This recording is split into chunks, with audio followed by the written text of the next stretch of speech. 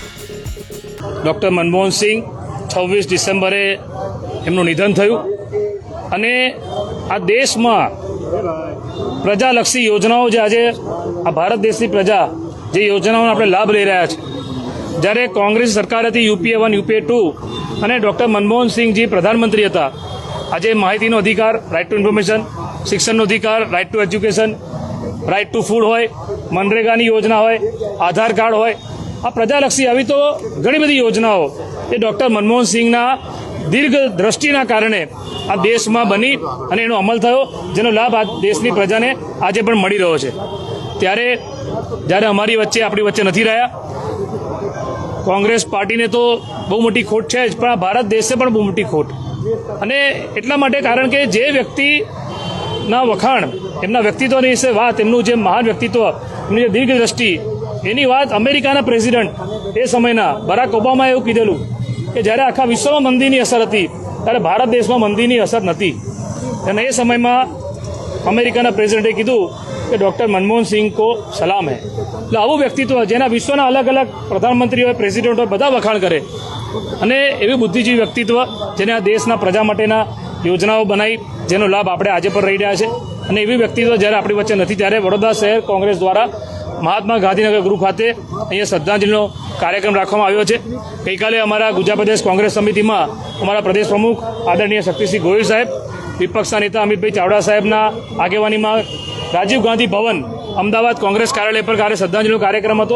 એવી રીતે આજે અમે તમામ કોંગ્રેસના પરિવારના બધા આગેવાનો ભેગા થઈને આજે અહીંયા વડોદરા મહાત્મા ગાંધીનગર ગૃહ ખાતે વડોદરા શહેરમાં શ્રદ્ધાંજલિનો કાર્યક્રમ રાખ્યો છે। ફક્ત 2 વીક સુધી, 2 હપ્તા સુધી દેશ ચાલી શકે એટલો ધન હતો। પેટ્રોલ ડીઝલ લેવા માટે બી, ક્રૂડ ઓઇલ લેવા માટે બી પૈસાના ફાફા હતા। તેવા વખતે આ દેશમાં ચૂંટણી થઈ, ચૂંટણી પછી સોનિયાજીનું નામ ચાલતું હતું કે દેશના વડાપ્રધાન સોનિયાજી બનશે, પણ કોંગ્રેસ પાર્ટીએ એમની નીતિ અને જે ભણેલા હતા, ગવર્નર રહી ચૂક્યા, અર્થશાસ્ત્રી, અને દેશની વાતને બરાબર સમજી શકે એવા મનમોહન સિંહને બેસાડી। મનમોહન સિંહે આ દેશમાં શું નથી આપ્યું?